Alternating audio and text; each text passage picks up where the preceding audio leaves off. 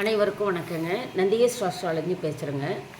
இப்போ வந்துங்க லக்கணத்திலிருந்து லக்கணம் 1 என்று எண்ணி மாங்கல்ய ஸ்தானம் 7ஆம் இடங்க. அந்த மாங்கல்ய ஸ்தானத்தில் சூரியன் இருக்கக்கூடாதுங்க, சந்திரன், அசுபகிரகங்கள் எதுவும் இருக்கக்கூடாது. ராகு, கேது, சனி இந்த மாதிரி இருந்ததுன்னா மாங்கல்ய தோஷம்னு சொல்லாங்க. சூரியன், செவ்வாய் இருந்தாலும் மாங்கல்ய தோஷங்க. இந்த மாதிரிங்க மெயினாக இந்த அசுபகிரகங்கள் இருந்தால் மாங்கல்ய தாரதோஷம்னு சொல்லுவாங்க, இருதார யோகம்னு சொல்லுவாங்க. இதற்கு வந்துங்க ஒரு பரிகாரம் உண்டுங்க. இந்த பரிகாரத்துக்கு உண்டான பொருள்கள்லாம் எழுதியிருக்காங்க. நான் கடைசியாக அதை அனுப்புகிறேங்க. ஃபுல் வீடியோவும் சொல்லிவிட்டு நீங்கள் வந்து அதனுடைய என்னென்ன வாங்கணும் அப்படின்னு எழுதியிருக்கேன். சீட்டை கடைசியாக நான் உங்களுக்கு அனுப்புகிறேன். இப்போ இந்த மாங்கல்ய தோஷத்துக்கு தேவையான பொருள்கள்லாம் வாங்கி வச்சுட்டேங்க. அந்த மாங்கல்ய தோஷத்துக்கு வந்துங்க என்ன பரிகாரம்னா, வாழை மரத்துக்கு தாலி கட்டணுங்க, கும்பத்துக்கு தாலி கட்டணுங்க. வாழை மரத்துக்கு தாலி கட்டணும், கும்பத்துக்கு தாலி கட்டி உடைக்கணுங்க. இப்போ வாழை மரம் வந்துங்க, ஈனாத வாழை மரத்துக்கு வந்துங்க மஞ்சக்கயிறு, விரலி மஞ்சள் எடுத்துங்க. வாழை மரத்தை வந்து ஒரு பெண்ணாக நினைத்து, ஒரு மணப்பெண்ணாக நினைத்து சுப முகூர்த்த நாட்களில் அவங்கவுங்க தோட்டத்தில் இருந்தால் கூடங்க இந்த மாதிரி செய்யுங்க. எப்படின்னா, தலவாழை இலை போட்டுங்க, அதில் வந்து தேங்காய், பழம், வெத்தலைப்பாக்கு, பத்தி, சூடம் எப்படி சாமி கும்பிட்றோமோ அந்த மாதிரிங்க எல்லாம் வச்சு உடைச்சிட்டு, அந்த துணி வந்து மஞ்சள் கலர் துணி வந்துங்க 2ஆக கட் பண்ணி 1/2 மீட்டருங்க. அந்த 1/2 மீட்ரு துணி வாழை மரத்துக்கு கட்டிடணுங்க. பூ போட்டுடணுங்க. அந்த விரலி மஞ்சள் எல்லாம் எடுத்து 3 முடிச்சு போட்டு ரெடியாக வச்சுருக்கணும். தீபம் ஏற்றணும்.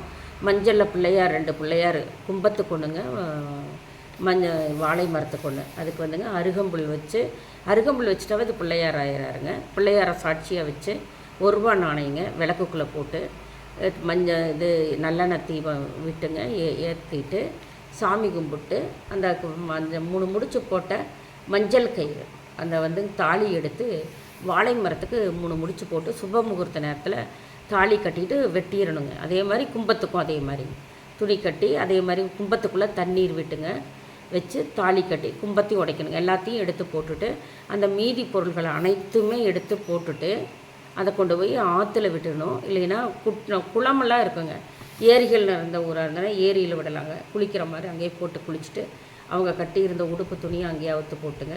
வேறு மாற்று உடை போட்டுட்டு வந்துங்க வீட்டில் விநாயகருக்கு ஏதாவது அவல் சக்கரை வைக்கலாங்க, தேங்காய் பழம் உடைக்கலாம், பொங்கல் வைக்கலாம், என்ன வேணாலும் எப்படி வேணாலும் பிரசாதம் வச்சுங்க வழிபட்டு சாமி கும்பிடுவது அந்த மாங்கல்ய தோஷத்தை வந்துங்க முழுமையாக வந்து பரிகாரத்தினால தீர்வு பண்ணுறதுங்க.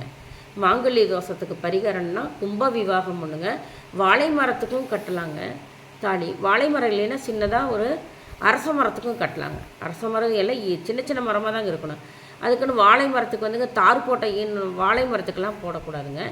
இதை வந்துங்க செய்வது ரொம்ப சிறப்புங்க. மாங்கல்ய தோஷம் இல்லைன்னா பரிகார தலங்களுக்கு போய்ங்க அவங்க கொண்டு போனாங்க, வெட்டின மரத்தை தான் கொண்டு வந்து செய்கிறாங்க. நீங்கள் கிழங்கோடு கொண்டு போகணுங்க. கிழங்கோடு கொண்டு போய் அதை வெட்டணுங்க. வெட்டியெல்லாம் ஆற்றுல போட்டுட்டு குளிச்சுட்டு துணியும் எல்லாம் அவுத்துட்டு வேறு துணி போட்டு வந்து விநாயகர் கணக்கு நீங்கள் படையில் போட்டு வழிபடணுங்க. இதுதாங்க மாங்கல்ய தோஷத்துக்கு பரிகார பலனுங்க. வேறு நீங்களும் செய்யலாம், ஐயர்களை வச்சும் செய்யலாம். மனமே கோவில். நான் வந்து இந்த லிஸ்ட்டு கொடுத்துருக்குறேங்க என்னென்ன வாங்கணுன்ட்டு. இதைப்படி நீங்கள் செய்யணும், வாங்கி நீங்கள் செய்யணுங்க. நான் உங்களுக்கு வந்து கடைசியாக பொருள்கள் என்னென்ன பொருள்கள் சொல்கிறேன்னு சொன்னேங்க. பாருங்கள் என்னென்ன பொருள்கள்னு இருக்குது. இந்த பொருள்கள் அனைத்து இருந்தால் தாங்க முழுமையாக செய்ய முடியுங்க. அதாங்க ஒரு திருமணம் நடக்கிற மாதிரியே தாங்க. பெண்ணுக்கு பதிலாக வாழை மரமும் பெண்ணுக்கு பதிலாக கும்பம் வச்சு செய்கிறோம். வாழை மரமும் இருக்கலாங்க, அரச மரமாகவும் இருக்கலாங்க. ஒரு மண் சொப்புனா சின்னதாக ஒரு சட்டி மாதிரிங்க. வாழை மர கிழங்கோடு இருக்கணுங்க. இல்லைன்னா உயிரோடு இருக்கிற இடத்துல அங்கேயும் போய் செய்யலாங்க. எல்லாம் எழுதிக்கோங்க என்னென்ன வேணும்ன்ட்டு. ஏன்னா இது குளிச்சுட்டுங்க அந்த உடை வந்து அங்கேயே போட்டு வரப்போ மாற்று உடை ஒன்று வேணுங்க. வாழை மரத்தை வெட்டுறதுக்கு வந்துங்க அரிவாள்லாம் போடக்கூடாதுங்க, வீட்டுக்கு எடுத்துகிட்டு வந்துடலாம். மாற்று உடை மீதியெல்லாம் அரிவாளை மட்டும் எடுத்துகிட்டு மீதியெல்லாம் ஆற்றுல போட்டு வந்துடணும். இதுதாங்க பாருங்கள், நீட்டாக இருக்குது, தெளிவாக எழுதியிருக்கேன், குறித்து வச்சுக்கோங்க. இந்த பொருள்கள்லாம் வாங்கணுங்க. வீட்டிலேருந்து எந்த பொருளும் எடுக்கக்கூடாதுங்க.